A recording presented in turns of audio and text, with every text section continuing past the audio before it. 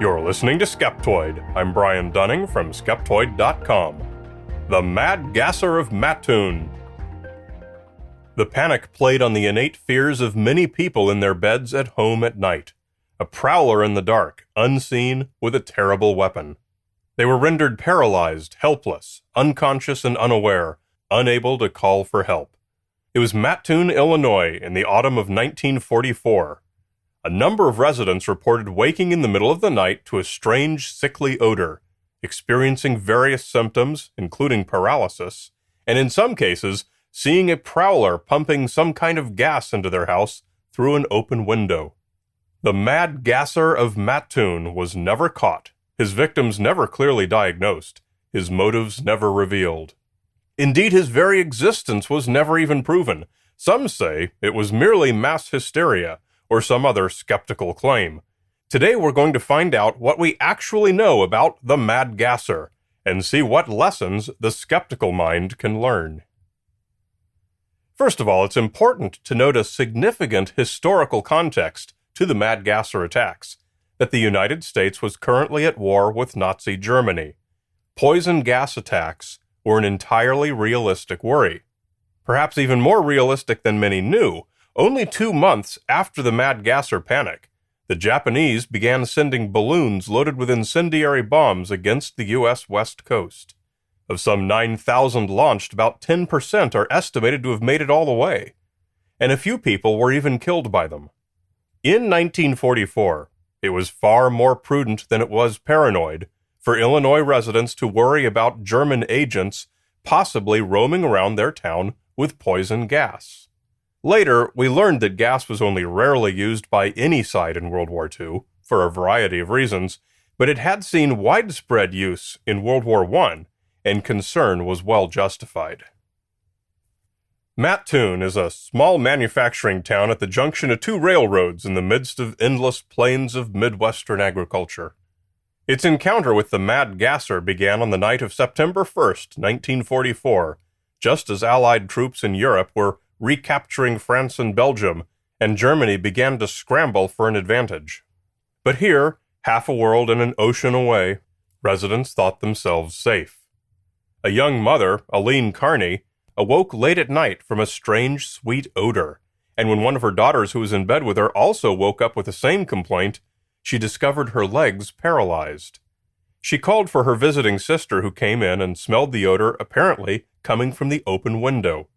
They called the police, who found nothing, but noted that Mrs. Carney had recovered from her paralysis. But 2 hours later, her husband came home from his work driving a cab and spotted a prowler outside the house. The police were called again, but again found nothing. Mattoon's only newspaper, the Daily Journal-Gazette, ran the following headline across its front page: "Anesthetic Prowler on Loose. Mrs. Carney and daughter first victims. Both recover, robber fails to get into home." Even for a newspaper, that's a lot of assumptions. First, that these were only the, quote, first victims. Second, that the prowler was using some sort of anesthetic. And third, that he was a robber. But it was enough. Within days, several more people called police, saying that they too had been attacked by the prowler they read about in the newspaper. The stories were published in the paper on September 5th, owing to no publications on Sunday and the Labor Day holiday. And that's when the real melee began. 2 more people, upon reading those news stories, reported Mad Gasser attacks to the police. Several more were reported almost every day. The headline read, "Mad Anesthetist Strikes Again." September 10th saw the highest number of reports to police, at 7. Each day, the newspapers, by now the story had spread to other papers, devoted more and more space to it. By the 11th, the Chicago Herald-American plastered its front page with 1.5-inch type, "State Hunts Gas Madman." Over 13 days, a total of 25 attacks were reported. Sometimes a prowler was spotted. Once he was reported as appearing to pump the handle of a flit gun, a handheld spraying device like a bicycle pump with a cylinder of some chemical attached. Always the sweet odor of gas was described, though the symptoms it produced were all over the map. Some reported a burning of the mouth, throat, or lips. Some reported nausea, and only a few mentioned the temporary leg paralysis. By the time police arrived, all the symptoms for all the victims had cleared up, and nobody suffered any lasting effects. Neither was any evidence ever found of a prowler or any kind of gas. Except once, one woman reported following the smell to a cloth folded on her front porch, which she picked up and smelled, causing immediate painful irritation to her mouth and throat. When police tested the cloth, they found nothing. At the height of this small town's small frenzy, bands of citizen vigilantes began patrolling the streets, looking for the prowler. Police warned them that vigilantes could be arrested as well, but as it might have escalated, it stopped. Just as the tiny borders of Mattoon seemed strained with mad gassers outside every house, the character of the newspaper reports changed dramatically. The headlines became, "The Manhunt for Mr. Nobody." They changed from reports of a mad gasser to interviews with social psychologists discussing the phenomenon of mass hysteria. And as soon as that became the tone, suddenly there were 0 more police reports.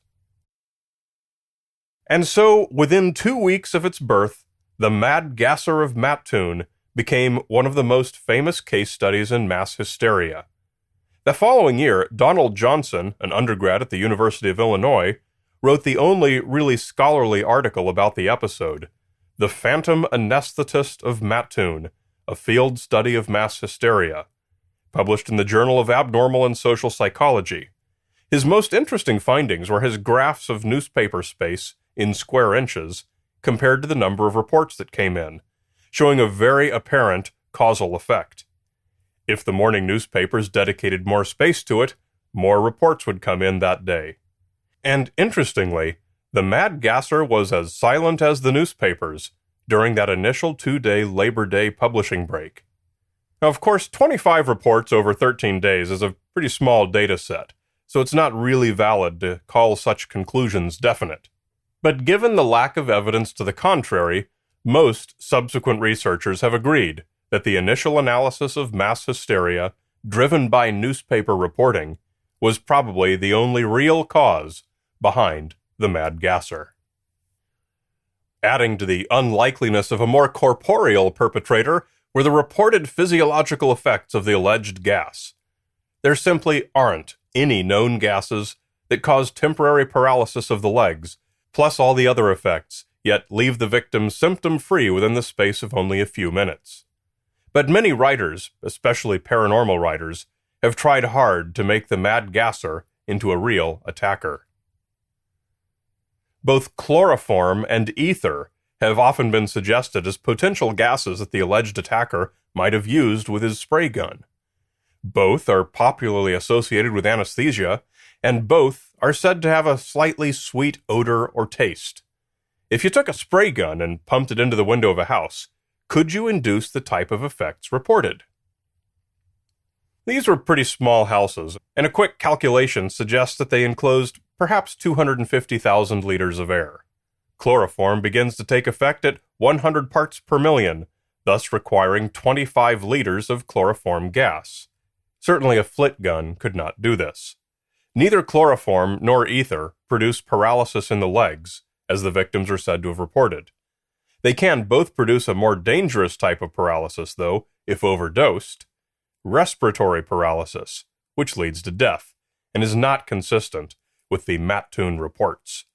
From a medical perspective, we can dismiss both chloroform and ether. One author, high school chemistry teacher Scott Maruna, believes the attacks were the work of an actual flesh-and-blood Mad Gasser, as detailed in his 2003 book, The Mad Gasser of Mattoon, Dispelling the Hysteria. Maruna points to a town loner, antisocial, homosexual, alcoholic, and living in a trailer in his parents' yard, Farley Llewellyn, and nitromethane, perhaps most familiar as top fuel drag racing fuel.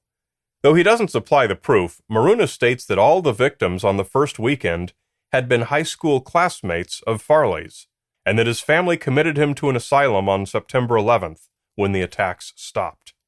Most interestingly, Maruna cited personal correspondence with a Mrs. Upton, the Llewellyns' next-door neighbor, who recalled that about a week before the attacks, a small explosion rocked Farley's trailer. She said he kept a not very secret laboratory in there. A small explosion would certainly be consistent with nitromethane, and its high volatility would also explain why police were able to find no remaining trace of any chemical on the cloth one victim found on her porch, or any remaining odor at any victim's residences. Chemical addicts with backyard laboratories suggest compounds other than nitromethane to me. And if Maruna's tales of the apocryphal Farley Llewellyn are true, it's not much of a stretch to suggest that he may have been experimenting with methamphetamine. And coincidentally, that's a drug the Nazis were supplying to many of their soldiers as a stimulant. And so, the feared Nazi connection to Mattoon may have had some substance to it after all. As a liquid, perhaps in the cylinder of a flit gun, it is said to smell like geraniums. Might an antisocial addict be more inclined to spray a psychoactive drug through the windows of those who had shunned him than a substance like nitromethane with no special expected effects? Well, who can guess? A cursory search of public records in Mattoon did turn up Llewellyns in the 1940s, but none matched any of the first names given by Maruna. I didn't really pursue it because it doesn't really matter. We have only a third-hand anecdote that even suspected Farley may have been involved, and certainly no evidence. But Maruna's basic explanation is compelling. A real person may indeed have caused the first few attacks with some sprayed substance, which triggered newspaper reports, which triggered paranoia and hysteria whenever anyone smelled natural gas or anything else over the course of those 2 panicked weeks. Whether or not Farley Llewellyn, or anyone else, did prowl the streets of Mattoon with a flit gun, or something, filled with liquid meth, or anything else, is a question that will remain unsolved. But for the subsequent newspaper-driven frenzy, mass hysteria is indeed a textbook-perfect explanation.